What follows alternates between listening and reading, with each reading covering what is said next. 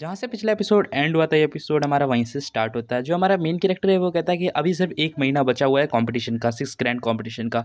अगर 1 महीने तक मैंने ट्रेनिंग नहीं करी तो शायद तक मैं कंपटीशन में अच्छी खासी टक्कर नहीं दे पाऊंगा। तो मुझे ट्रेनिंग करनी है जिससे मैं लू फैमिली से बदला ले सकूँ। मेरे पास सिर्फ एक ही तरीका है जिससे मैं अपनी पावर्स को और ज़्यादा बढ़ा सकता हूँ। जो एंशिएंट डिवाइन स्वॉर्ड है उस जो मुझे जो चीफ ने दी थी यूनलिंग ट्राइब से, तो मैं उसका इस्तेमाल करके अपनी पावर्स को बढ़ा सकता हूँ और उससे मतलब कल्टीवेशन करके अपनी जो स्ट्रेंथ है उसे इनहेंस कर सकता हूँ। फिर हमें दिखाया जाता है जो हमारे मेन कैरेक्टर के मिरर के अंदर उसकी जो फेरी होती है, इमॉर्टल फेरी, वो उससे कहती है कि तुम ये मत सोचना कि तुम इस तलवार की मदद से मतलब तुम अपनी इनहेंस कर सकते हो स्ट्रेंथ, क्योंकि अभी तुम इस लायक नहीं हो कि तुम इस तलवार का इस्तेमाल कर सको।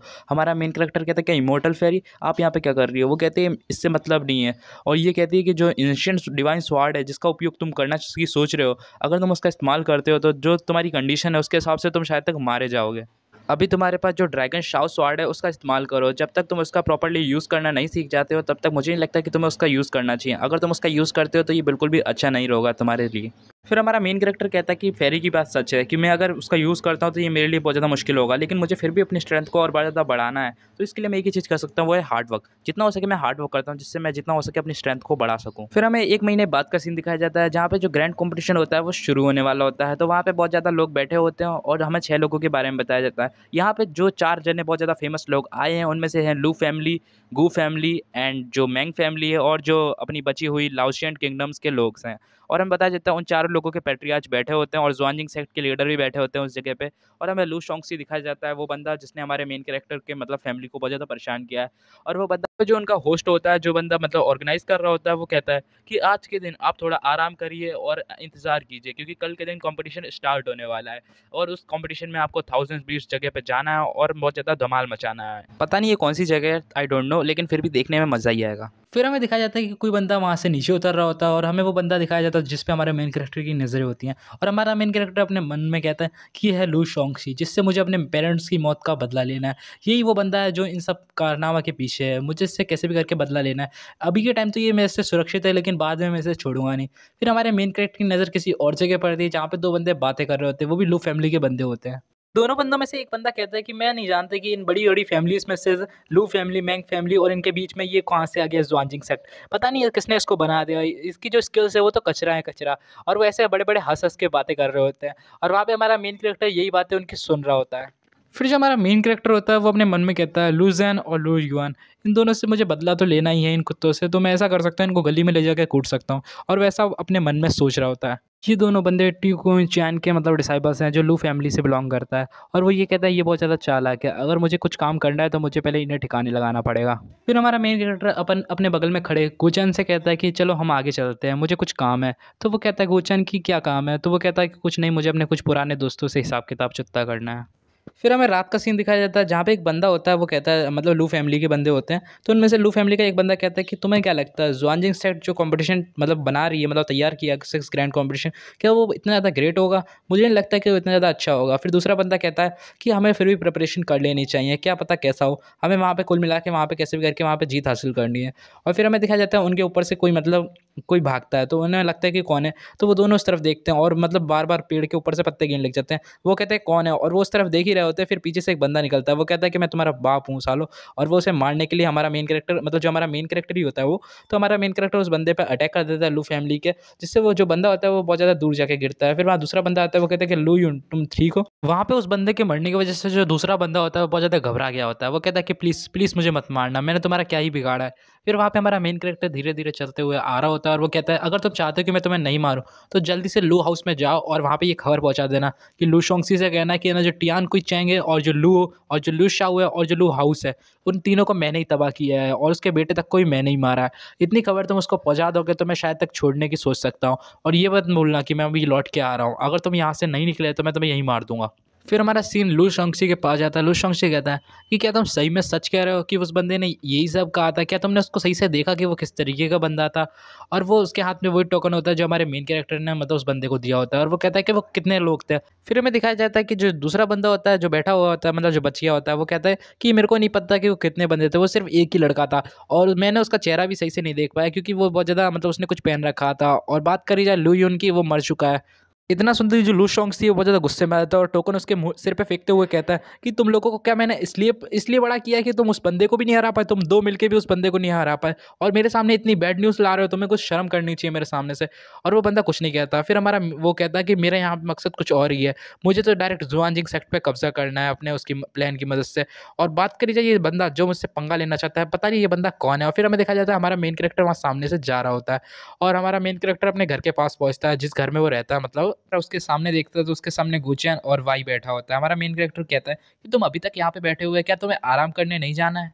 फिर जो बंदा वाई होता है वो कहता है कि ब्रदर लू, मेरे को बिल्कुल भी समझ में नहीं आ रहा कि हम क्या करें, क्योंकि हमारी जो भी चीज़ें हमने खरीदी हुई थी वो सारी की सारी अब यहाँ से चोरी हो गई हैं। जो हमारा गुचैन होता है वो ये कहता है कि जितने भी हमारे वेपन्स थे वो साथ ही साथ चोरी हो गए, ऐसा लगता है कि किसी ने ये जानबूझ के किया है। फिर हमारा मेन कैरेक्टर अपने मन में कहता है कि कंपटीशन के एक दिन पहले ही ऐसा कुछ होना, हमारे सारे वेपन्स एंड जो भी हमने खरीदा है सब गायब होना, ऐसा लगता है ये किसी की सोची समझी प्लानिंग है। और अगर इतना ज़्यादा सोचने से अच्छा है कि मेरे को इन लोगों की मदद करनी चाहिए, वरना बहुत ज़्यादा प्रॉब्लम्स क्रिएट हो जाएंगी।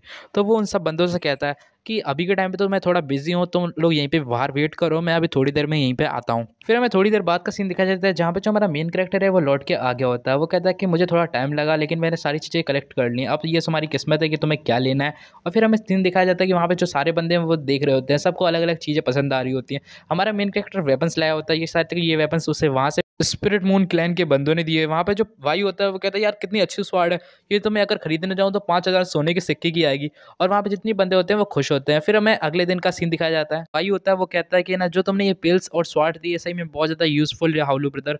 और वो मतलब ब्रदर कह रहा होता है। और फिर हमें दिखाया जाता है गुचेन होता है वो कहता है यार तुम कितने ज़्यादा अच्छे हो, तुमने हमारी कितनी हेल्प कर दी, हमारा सामान चोरी हो गया तो तुम हमारे लिए नया सामान लिया। फिर हमारा मेन कैरेक्टर कहता है कि ये तो कुछ भी नहीं है, जो सिक्स सेट कंपटीशन है वो ये चाहता है कि वो हमारे सेक्ट की स्ट्रेंथ देख रहा है, जो हमारा सेक्ट है वो कितना ज़्यादा पावरफुल है। तो हमें उसके लिए हमें तैयारी करनी चाहिए और कल सुबह ही जल्दी ये कंपटीशन स्टार्ट होने वाला है, तो हमें कंपटीशन के लिए तैयार होना चाहिए। ठीक है, तो अभी हमें आराम करना चाहिए, तो सब जाके आराम करो। फिर जो भाई होता है वो कहता है कि ब्रदर आपको भी आराम करना चाहिए, आप भी चलिए। और वो कहता है कि मैं आ रहा हूँ तुम चलो। फिर हमारा मेन कैरेक्टर कहता है अपने मन में, मुझे पता नहीं क्यों बहुत ज़्यादा अजीब सा महसूस हो रहा है, ऐसा लग रहा है कल कुछ होने वाला है। मुझे पता है कि वैसे तो कुछ होगा नहीं, वैसे 10,000 बीस्ट वैली में ऐसा लगता है किसी और का कोई दूसरा मकसद है, उसको वो पूरा करने के लिए ये कंपटीशन करवा रहा है। ये पता नहीं इस कंपटीशन में क्या देखने को मिल सकता है। फिर हमें कंपटीशन वाले दिन का सीन दिखाया जाता है। फिर हमें उधर एक बंदे का सीन दिखाया जाता है, जो ऑर्गेनाइजर होता है वो कहता है कि जल्दी से अब अपनी अपनी जगह ले लीजिए जिससे मैं आपको टेलीपोर्ट कर सकूं। और वो उस जगह पे टेलीपोर्ट करने वाला होता है, वो एंट्रेंस पे खड़े होते हैं वो सारे के सारे लोग बीस्ट वैली की। ऑर्गेनाइजर ये भी कहता है सनसेट होने से पहले ही पहले आप सबको लौटना होगा और जितने भी बीस्ट क्रिस्टल आप कलेक्ट कर पाएँ आपको उतने कलेक्ट करके यहाँ पे आना होगा। जिसके पास सबसे ज़्यादा और सबसे हाई क्वालिटी के होंगे वही इस गेम का विनर होगा। फिर हमें गुचैन पे सीन जाता है, गुचैन कहता है कि ब्रदर हमें जल्दी से टीम फॉर्म कर लेनी चाहिए। हमारा मेन कैरेक्टर कहता है नो प्रॉब्लम। फिर जो ऑर्गेनाइजर होता है वो ये कहता है कि जल्दी से अपनी अपनी जगह ले लीजिए, मैं जल्दी से टेलीपोर्ट करने वाला हूँ, जल्दी से टेलीपोर्ट अरे को मैं स्टार्ट करने वाला हूँ। तो इस कंपटीशन को ऑफिशियली बिगेन किया जाता है, मतलब शुरू किया जाता है। और उसने जो अरे फॉर्म की होती है वो अरे वहाँ पे चालू हो जाती है, जिससे यहाँ पे जितने भी बंदे होते हैं वो सारे के सारे अलग ही जगह पे पहुँचने लग जाते हैं। और वो ये भी कहता है कि मैं इच्छा करूँगा कि आप सब लोग जल्दी ही लौट के आ जाएं। फिर जो बंदा होता है ऑर्गेनाइजर, फिर हमें उसका रियल चेहरा दिखाया जाता है। वो ये कहता है कि मेरा तो यहाँ पे सिर्फ यही मकसद था कि इन सबको अंदर तक पहुँचाना है। और फिर हमें उसका असली फेस दिखाया जाता है कि वो भी शायद तक लू फैमिली या उन एक दो जनों के साथ मिला हुआ है जो जुआनजिक सेक्ट को कब्जे में लेना चाहते हैं। फिर हमें वेस्ट वैली के अंदर का सीन दिखाया जाता है जहाँ पे हमारा मेन कैरेक्टर गुशियान और वाई तीनों एक जगह पे टेलीपोर्ट हुए होते हैं। और हमारा मेन कैरेक्टर उन दोनों से कहता है कि यहाँ पे बहुत ज़्यादा डेंजरस बीस्ट्स मिल सकते हैं, तो हम सबको अलग अलग होकर इकट्ठा करके मतलब अटैक करना चाहिए।